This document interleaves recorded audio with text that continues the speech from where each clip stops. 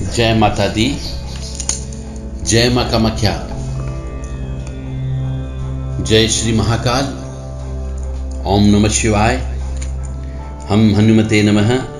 ओम श्री महालक्ष्मी नमः। ओम ह्रीं दुर्गाय नमः। ओम केशवाय नमः। ओम पुरुषोत्तमाय नमः। ओम श्री महालक्ष्मी नमः। ओम भैरव देवताय नमः। कामाख्ये वरदे देवी नीलपर्वतवासिनी त्वं देवी जगतमाता योनि मुद्रे नमस्तुते।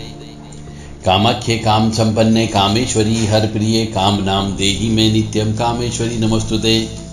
कामदे काम रूपस्ते सुभगे सुरसेविते करोमि दर्शन देव्यं सर्वकामार्थ-सिद्धये। ओम महेशानी महामाये चामुंडे मुंडमालिनी आयु आरोग्य ऐश्वर्य देहि मे देवी परमेश्वरी। ओम जयंती मंगला काली भद्रकाली कपालिनी दुर्गा क्षमा शिवा धात्री स्वाहा सदा नमस्तुते। ओम सर्वमंगल मांगल्ये शिवे सर्वासाधिके शरण्ये त्र्यंबके गौरी नारायणी नमस्तुते।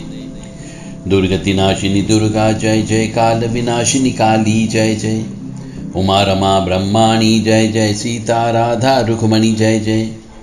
महालक्ष्मी नमस्तुभ्यं नमस्तुभ्यं सुरेश्वरी हरिप्रिये नमस्तुभ्यं नमस्तुभ्यं दयानिधि। काली काली महाकाली काली के पापनाशिनी खड्ग हस्ते मुंड हस्ते काली काली नमस्तुते। काली काली महाकाली काली के परमेश्वरी सर्वानंद करी देवी नारायणी नमस्तुते।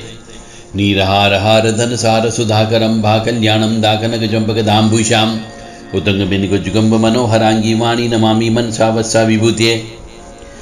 सरस्वती नमो नित्यं भद्रकाली नमो नमः। वेद वेदांत वेदांग विद्यास्नानेभ्य च सरस्वती महाभागे विद्ये कमललोचने विद्यारूपे विशालाक्षी विद्यां देहि नमस्तुते। ओम ऐं सरस्वत्यै नमः। ओम ह्रीं दुर्गाय नमः। ओम ऐं ह्रीं श्रीं क्लीं वाग्वादिनी सरस्वती मम जिह्वाग्रे वद वद क्लीं श्रीं ह्रीं ऐं ओम। या ज्वल प्रज्वल अग्निरूपाय ओम ओम ह्रीं श्रीं ज्वाला देवी नमः। देवी प्रपन्नताति हरे प्रसीद प्रसीद मातर्ग जोखिलस्य प्रसीद विश्वेश्वरी पाहि विश्वन्तमीश्वरी देवी चराचरस्य। शुभं करोति कल्याणं आरोग्यं धन संपदा शत्रुबुद्धि विनाशाय दीपज्योति नमस्तुते। योनि मात्र शरीराय कुंजवासिनी कामदा रजस्वला महातेजा कामाक्षी ध्यायतां सदा। काम प्रिया कामरता कामा काम स्वरूपिणी कामिनी कामिनी काम्या कामुका कामचारिणी। कामाख्या काम बीज सदा कामाख्या पीठ निवासिनी कामदा कामहा काली कराली कपालिका। या देवी सर्वभूतेषु लक्ष्मी रूपेण संस्थिता नमस्तस्यै नमस्तस्यै नमस्तस्यै नमो नमः। पापापहारिणीं देवीं भुक्ति मुक्ति प्रदायिनीं अनन्तां विजयां शुद्धां शरण्यां शिवदां शिवाम्। ओम ओम जूं सः ओम भूर्भुवः स्वः ओम त्र्यंबकं यजामहे सुगंधिं पुष्टिवर्धनम् उर्वारुक्मि वन्दनानमत्योर्मुक्षीयमामृतात्। स्वः भुवः भू ओम सः जूम ओम ओम। माँ भगवती जगत जननी और परमपिता परमात्मा आपके कष्ट हरे, दुख हरे, पाप हरे, ताप हरे, संताप हरे, दारिद्र्य हरे और संकट हरे। परमपिता परमात्मा कहता है कि तू यानी मनुष्य के बारे में कहता है। यहाँ पे तू शब्द का मतलब है मनुष्य। तो वह मनुष्य से कहता है कि तू करता वह है जो तू चाहता है, परंतु होता वह है जो मैं चाहता हूं। तू वह कर जो मैं चाहता हूं, फिर देखना वही होगा जो तू चाहता है। यानी मनुष्य अपनी मर्जी की चलाता है, परंतु कुछ नहीं होना जाना जब तक कि उसकी मर्जी न हो। और जो उसकी मर्जी होती वही होता है। फिर ईश्वर कहता है कि तू वह कर जो मैं चाहता हूं। यानी ईश्वर कहता है जो मैं चाहता हूं तू वैसा क्यों नहीं करता, वैसा कर। तो तू करता रहे, फिर एक दिन ऐसा आएगा कि तू जैसा चाहेगा वैसा तू मेरे से करवा लेगा। यानी कहने का अर्थ यहां पर यह है कि हमारे बड़े तपस्वी महान ऋषि मुनियों ने जो वेद बनाए, पुराण बनाए हैं, ग्रंथ बनाए हैं, उन ग्रंथों का श्रवण करना चाहिए, मनन करना चाहिए और उनसे कुछ चीजें हासिल करें, ज्ञान प्राप्त करें। और आत्मसात करके ईश्वर के कहे अनुसार चलना प्रारंभ कर दे। ये इस चलती फिरती मशीन को चलाने के नियम कानून हैं, एक गाइडलाइन है, एक किताब दे रखी इस मनुष्य को चलाने के लिए। जैसे गीता जी दे रखी है, भागवत जी दे रखी है, रामायण जी दे रखी है, 18 पुराण दे रखे हैं, 18 उप पुराण भी दे रखे हैं। उनके अनुसार मनुष्य को चलना चाहिए। यदि नहीं चलेगा तो ये मशीन बहुत जल्दी खराब हो जाएगी, इसका मन खराब हो जाएगा, आत्मा खराब हो जाएगी और बहुत जल्दी ये शरीर खराब होकर के भंगार हो जाएगा, किसी काम का नहीं रहेगा। फिर आप कहोगे भगवान का नाम लेना, तो वो भी नहीं ले सकोगे, क्योंकि इस हालत में पड़ जाओगे बिस्तर पर कि ईश्वर का नाम लेने के लिए भी आपका दिल दिमाग काम नहीं करेगा। इसीलिए ईश्वर के आदेशों के अनुसार चलो, ईश्वर के दिशा निर्देशों के अनुसार चलें। देवराधा ट्रस्ट सत्यवाणी की प्रस्तुति। हम देखते हैं अलग अलग प्रकार के साधु सन्यासी होते हैं। कोई साधु होता है, संत होता है, कोई असंत होता है, कोई त्यागी होता है, कोई तपस्वी होता है, कोई ब्राह्मण भी होता है और एक सामान्य मनुष्य भी होता है जो परिवार के अंदर रहता है। हर मनुष्य के अपना अपना इष्ट होता है और उस मनुष्य को अपने इष्ट के अनुसार अपने मस्तक पर तिलक लगाना चाहिए।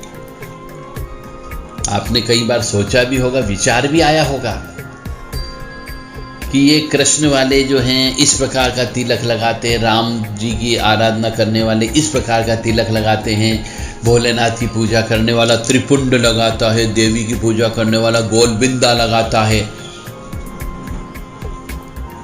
तो ये अलग अलग तिलक क्यों लगाते हैं मस्तक पे?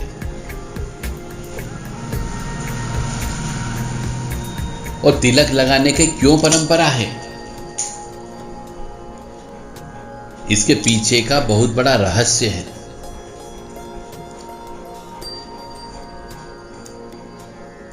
कुछ लोग सोमवार से लेके रविवार तक 7 दिन अलग अलग तिलक लगाते हैं। कोई शमशान की भस्म से त्रिपुंड लगाता है, तो कोई चंदन का त्रिपुंड लगाता है, कोई काला तिलक लगाता है, कोई काली बिंदी लगाता है, तो कोई नीला लगाता है, कोई रक्त चंदन लगाता है, कोई सफेद चंदन लगाता है, कोई सिंदूर लगाता है, तो कोई रोली का तिलक लगाता है। तो ये अलग अलग तिलक क्यों? एक तिलक क्यों नहीं लग सकता? एक बिंदी क्यों नहीं लग सकती? ये भी एक तरीके की बहुत सोचने वाली बात है। तो आज हम इस रहस्यमय ज्ञान से पर्दा उठा रहे हैं कि मनुष्य को अपने इष्ट के अनुसार तिलक लगाना चाहिए। आपने देखा होगा कुछ अघोरी ओघड़ लोग रहते हैं, या तो तिलक ही नहीं लगाते और लगाते तो काला टीका लगाते हैं, या फिर कुछ लोग शमशान की भस्म को अपने मस्तक पे और बाजू में लगा के चलते हैं, और कुछ लोग शमशान के कोयले को रगड़ करके उस कोयले से तिलक लगाते हैं। तो इसका रहस्य क्या है इन तिलक का? तो हम आपको आज इसी रहस्यमय ज्ञान की ओर लेकर के जा रहे हैं कि तिलक लगाने से व्यक्तित्व प्रभावशाली हो जाता है। इसलिए हर मनुष्य को तिलक अवश्य लगाना चाहिए। वास्तव में तिलक लगाने का मनोवैज्ञानिक असर होता है, साइकोलॉजिकल है ये, क्योंकि इससे व्यक्ति की आत्मविश्वास में वृद्धि होती है, आत्मबल में वृद्धि होती है। इसलिए तिलक अवश्य लगाना चाहिए। और तिलक ललाट पर लगाना चाहिए और रोजाना लगाना चाहिए। ऐसा कहते हैं कि ललाट पर नियमित रूप से तिलक लगाने से तरावट आती है। बहुत से लोग शांति का अनुभव करते हैं, सुकून का अनुभव करते हैं। और ऐसा भी कहा जाता है कि मानसिक बीमारी नहीं होती है। ऊपरी बाधा, जादू टोना, काला जादू, भूत प्रेत, इनका असर भी तिलक लगाने वाले के ऊपर कम होता है। तिलक लगाने से उदासी भी दूर होती, मन में उत्साह रहता है। और जब मनुष्य में यदि उत्साह रहता है तो हमेशा अच्छे काम करते हैं। इससे सिर दर्द की समस्या में भी कमी आती है। हल्दी से युक्त तिलक लगाने से त्वचा शुद्ध होती है, इसलिए हल्दी का तिलक भी लगाते हैं कुछ लोग। और जो मां बगलामुखी की आराधना साधना करते हैं वो लोग हल्दी का ही तिलक लगाते हैं, क्योंकि वो उनकी इष्ट धात्री है। धार्मिक मान्यता के अनुसार चंदन का तिलक लगाने से मनुष्य के पापों का नाश होता है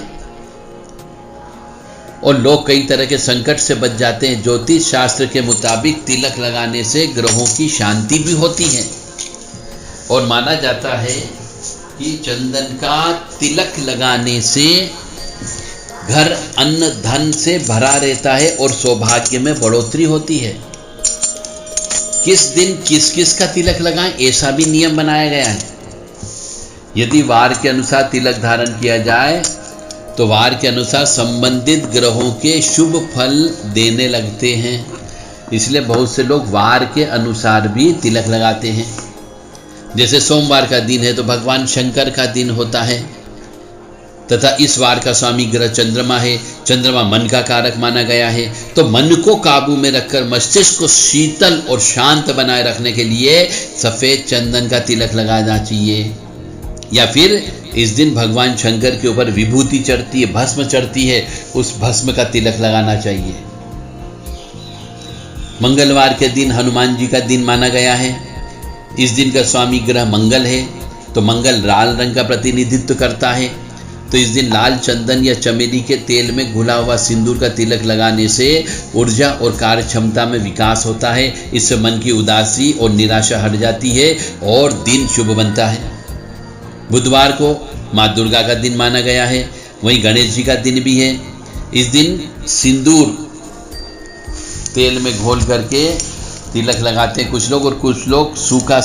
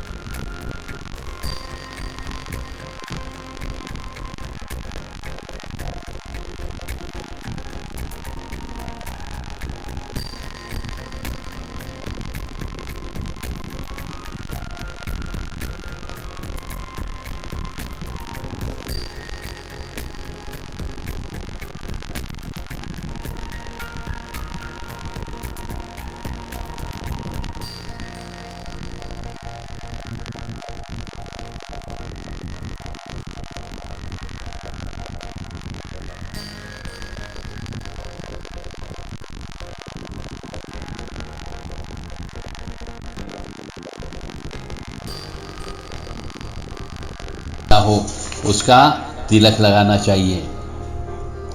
यदि आपके इष्ट धात्री गुरु महाराज है, किसी गुरु को आपने बनाया हुआ है आपके इष्ट, तो उनको हल्दी या गोरोचन का तिलक अपने मस्तिष्क पे लगाना चाहिए।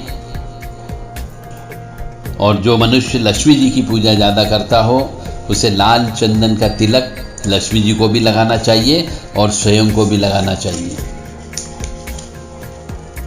जिसके इष्ट भैरव जी हो, शनि ग्रह हो, यमराज जी हो, उनको विभूति या भस्म का तिलक लगाना चाहिए, जिससे नुकसान नहीं होता है।